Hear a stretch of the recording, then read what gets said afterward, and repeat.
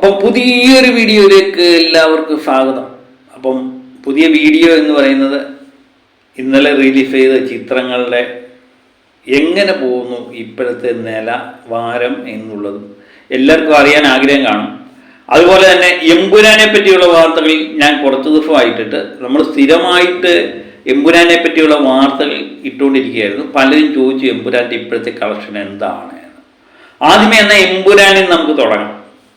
എമ്പുരാന് പുതിയ ചിത്രങ്ങൾ ഇറങ്ങിയപ്പം സ്വാഭാവികമായിട്ട് ഒരു കളക്ഷൻ കുറവ് നേരിടും എന്ന് നമുക്കറിയാം. ഏതായാലും 200 തിയേറ്ററുകൾ ഇപ്പോഴും എമ്പുരാൻ കളിക്കുന്നുണ്ട് എന്നുള്ളത് നല്ലൊരു വാർത്ത തന്നെയാണ്.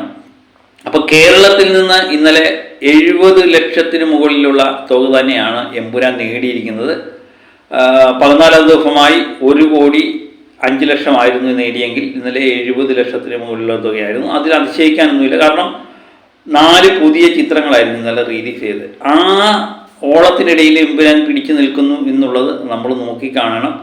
അങ്ങനെ ഇന്നലത്തെ കളക്ഷനിലൂടെ എമ്പുരാൻ നേടിയിരിക്കുന്നത് 83 കോടി രൂപയാണ്. കേരളത്തിൽ നിന്ന് വേൾഡ് വൈഡായിട്ട് 261 കോടിക്ക് മുകളിൽ എമ്പുരാൻ നേടിയിട്ടുണ്ട് എന്നുള്ള സന്തോഷകരമായ വാർത്തയും നിങ്ങളെ അറിയിക്കുന്നു. അപ്പം നമ്മൾ എമ്പുരാനെ പറ്റി പറഞ്ഞുകൊണ്ടിരുന്നു.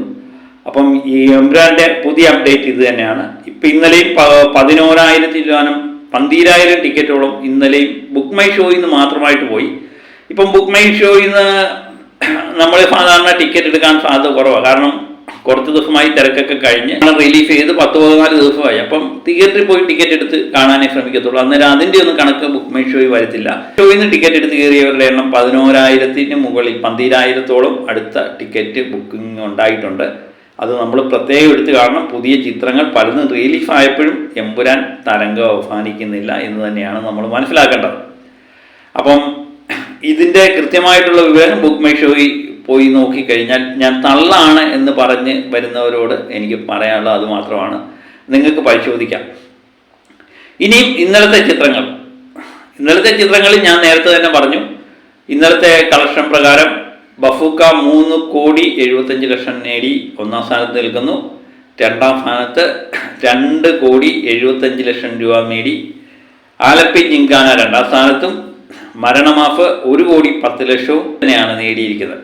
അജിത്തിന്റെ ചിത്രത്തെ പറ്റി പറയുകയാണെങ്കിൽ തമിഴ്നാട്ടിൽ വൻ കളക്ഷൻ നേടിയാണ് അജിത്തിന്റെ ചിത്രം മുന്നേറുന്നത്. അജിത്തിന്റെ ഫാൻസിനെ എറിക്കുന്ന രീതിയിൽ തന്നെയാണ് അജിത്തിന്റെ ആ ചിത്രം ഒരുക്കിയിരിക്കുന്നത് എന്ന് തന്നെയാണ് അറിയാൻ പറ്റുന്നത്. അദ്ദേഹത്തിന്റെ ഫാൻസിന് വളരെയധികം ഇഷ്ടപ്പെട്ടിട്ടുണ്ട്.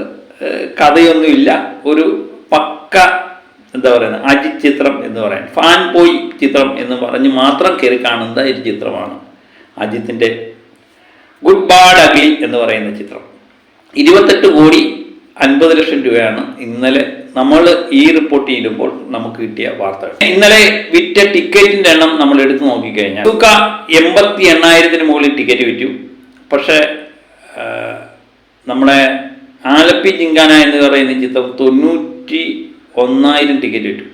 അതുപോലെ തന്നെ 34,000 ടിക്കറ്റുമായിട്ട് മരണമാഫ് 3-ാം സ്ഥാനത്ത് നിൽക്കുന്നു.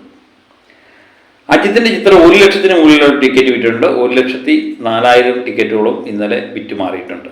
അപ്പം നിങ്ങൾക്കൊരു സംശയം തോന്നാം, 2-ാം സ്ഥാനത്താണല്ലോ ബഫൂക്ക. ബഫൂക്കയെ സംബന്ധിച്ച് ഇന്നലെ കളക്ഷൻ കൂടാനുള്ള ഒന്നാമത്തെ കാരണം പ്രീ സെയിൽ ഇനത്തിൽ 1.5 കോടിയോളം ബഫൂക്ക നേരത്തെ നേടിയിരുന്നു. ആ കളക്ഷനിലുള്ള വർധനവ് തന്നെയാണ് ഇന്നലത്തെ കളക്ഷൻ ബഫൂക്കയുടെ കൂടി നിൽക്കാനുള്ള ഒരു കാരണം. അപ്പോൾ നെറ്റ്ഫ്ലിക്സിന്റെ ചിത്രമാണ് ഇപ്പം 1-ാം സ്ഥാനത്തേക്ക് നിൽക്കുന്നത് എന്ന് നിസ്സംശയം പറയാം. രാവിലത്തെ നമ്മുടെ ബുക്ക് മൈ ഷോയിലെ റിപ്പോർട്ടൊക്കെ നോക്കിക്കഴിഞ്ഞാൽ അത് കൃത്യമാണ്. കാരണം 2,500 ടിക്കറ്റിന് മുകളിൽ മാത്രമേ ബഫൂക്ക ഇപ്പം വിൽക്കുന്നുള്ളൂ എന്നുള്ളതാണ് നമ്മൾ ബുക്ക് മൈ ഷോ പരിശോധിച്ച് കഴിയുമ്പോൾ കാണാൻ പറ്റുന്നത്. ഇത് ബഫൂക്കയെ മനഃപൂർവ്വം ഞാൻ താറടിച്ച് കാണിക്കാനൊന്നും അല്ല ശ്രമിക്കുന്നത്. അത് നിങ്ങൾക്ക് ബുക്ക് മൈ ഷോ എന്ന് അടിച്ചു നോക്കി സെർച്ച് ചെയ്ത് നോക്കിക്കഴിഞ്ഞാൽ കൃത്യമായിട്ട് കാണാം. 2,500 ടിക്കറ്റ് കൂടുതൽ മാത്രമേ ഇപ്പോൾ ബഫൂക്ക വിൽക്കുന്നുള്ളൂ. ആ സ്ഥാനത്ത് നസ്ലിൻ്റെ ആലപ്പി ജിങ്കാന എന്ന ചിത്രം 6,000-ന് മുകളിൽ 6,500-ഓളം ടിക്കറ്റ് മണിക്കൂറിൽ വിറ്റുമാറുന്ന ഒരു കാഴ്ചയാണ്. അമ്പരപ്പിക്കുന്ന ഒരു കാഴ്ച തന്നെയാണ് നമുക്ക് കാണുന്നത്. അതുപോലെ മരണമാഫും ഇടിച്ചു കയറി വരുന്നു. ഇന്നലെ 1,500 ടിക്കറ്റൊക്കെ ആയിരുന്നു മണിക്കൂർ വിറ്റുകൊണ്ടിരുന്ന മരണമാഫ്. ഇപ്പോൾ 2,000-ന് മുകളിലുള്ള ടിക്കറ്റ് റേറ്റിലാണ് ഇപ്പം വിറ്റുകൊണ്ടിരിക്കുന്നത്. അപ്പം വൈകാതെ തന്നെ മരണമാഫും ബഫൂക്കയ്ക്ക് മുകളിലേക്ക് കയറാനുള്ള സാധ്യത വളരെയധികം തെളിഞ്ഞു കാണുന്നുണ്ട്. അങ്ങനെ ഈ പ്രാവശ്യത്തെ വിഷു ബമ്പർ തൂക്കിയിരിക്കുന്നത് നെഫ്ലിൻ എന്ന് ഏകദേശം നമുക്ക് ഉറപ്പാകുന്ന സാഹചര്യം തന്നെയാണ്. ഇനിയും മരണമാഫ് കയറി വരുമോ എന്നുള്ളത് നമുക്കറിയില്ല. കാരണം അതും നല്ല അഭിപ്രായം നേടിയ ഒരു ചിത്രം തന്നെയാണ്. എല്ലാ ചെറുപ്പക്കാരെ ആകർഷിക്കുന്ന ചിത്രമാണ്. ചെറുപ്പക്കാരാണല്ലോ ഇപ്പോൾ സജീവമായി തിയേറ്ററിലൊക്കെ പോകുന്നത്. കുടുംബ പ്രേക്ഷകരെ ഏത് ചിത്രം ആകർഷിക്കുന്നോ അത് തന്നെയായിരിക്കും ഈ പ്രാവശ്യത്തെ വിഷു ബമ്പർ. പറയുമ്പോഴും കുറച്ച് ആൾക്കാരെങ്കിലും ഇത് നമ്മൾ പറയുമ്പോൾ സത്യം പറഞ്ഞാൽ കുറച്ച് ആൾക്കാർ നമ്മളെ എന്താ പറയുക ചീത്ത വിളിച്ചുകൊണ്ടൊക്കെ വരാറുണ്ട്. ഞാൻ അവരോട് സ്നേഹപൂർവ്വം പറയട്ടെ, ഇത് കൃത്യമായിട്ടുള്ള കണക്കുകൾ തന്നെയാണ്. ബുക്ക് മൈ ഷോയിലും ഒക്കെ വരുന്ന കണക്കുകൾ തന്നെയാണ്.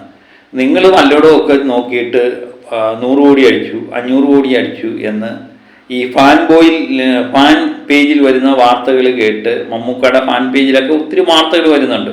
ഇത്ര കോടി തൂക്കി മൊത്തം അടിച്ചു കയറുന്നു, 2ാം ദിവസവും ഇടിച്ചു കയറുന്നു, തലകുത്തി നിൽക്കുന്നു എന്നൊക്കെയുള്ള പല വാർത്തകളും വരും.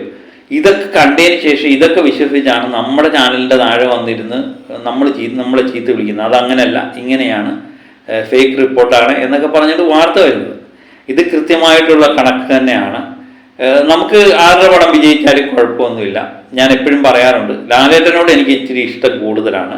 അപ്പം ലാലേട്ടൻ്റെ പടം ഉണ്ടെങ്കിൽ നമുക്ക് അല്പം പവർ കൂടും. പക്ഷെ ഇപ്പം മമ്മൂട്ടിയെപ്പോലുള്ള ഒരു നടൻ്റെ പടം വിജയിക്കാനാണ് എനിക്ക് താല്പര്യം. പക്ഷെ എന്ത് ചെയ്യാനാ, ചിത്രം അതിനും കൂടി നല്ല നിലവാരം പുലർത്തണമായിരുന്നു. മറ്റു ചിത്രങ്ങളെ അപേക്ഷിച്ച് നല്ല നിലവാരം പുലർത്തുന്നില്ല എന്ന് തന്നെയാണ് ഈ കളക്ഷൻ നമുക്ക് കാണിച്ചിരുന്നത്. പിന്നെ വേറൊരു സംഭവമുണ്ട്. ഈ ക്ലാഷ് റിലീഫിങ്ങുമായിട്ട് വരുമ്പോഴത്തേന് മമ്മൂട്ടി ഒരു കാരണവശാലും ഇങ്ങനെയുള്ളൊരു ചിത്രം ഒരു കാരണവശാലും ഈ സമയത്ത് റിലീഫ് ചെയ്യാൻ പാടില്ലായിരുന്നു. മറ്റ് ചിത്രങ്ങളെ അപേക്ഷിച്ച് എല്ലാം എപ്പോഴും തുലനം ചെയ്ത് നോക്കും. ഇങ്ങനെ 2-3 ചിത്രങ്ങൾ അടുപ്പിച്ച് റിലീഫാകുമ്പോൾ ഏതാണ് നല്ല ചിത്രം നോക്കി മാത്രമേ തിയേറ്ററിലേക്ക് ആൾ കയറും. ആ സ്ഥാനത്ത് എനിക്ക് തോന്നുന്നു ഒരു 2 ആഴ്ചയും കൂടെ കഴിഞ്ഞ് റിലീഫ് ചെയ്തിരുന്നെങ്കിൽ ഒരുപക്ഷെ ഇതിനേക്കാൾ മികച്ച ഒരു കളക്ഷൻ മമ്മൂട്ടി ചിത്രം നേടുമായിരുന്നു എന്ന് തോന്നുന്നു.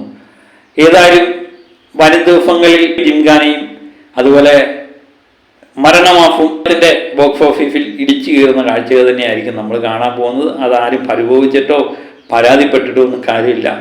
നമുക്കൊന്നും ചെയ്യാൻ പറ്റത്തില്ല. നമുക്ക് ഏതെങ്കിലും ചെയ്യാൻ പറ്റിയിരുന്നെങ്കിൽ നമ്മൾ ചെയ്തു തന്നെ. അപ്പം പുതിയ കളക്ഷനും ഒക്കെ ആയിട്ട് റിപ്പോർട്ടും ഒക്കെ ആയിട്ട് പുതിയ വാർത്തകളും ഒക്കെ ആയിട്ട് വീണ്ടും ഞാൻ എത്താം. അപ്പം മറ്റൊരു വിഷയമായി വീണ്ടും എത്തും വരെ ഓക്കെ ബൈ.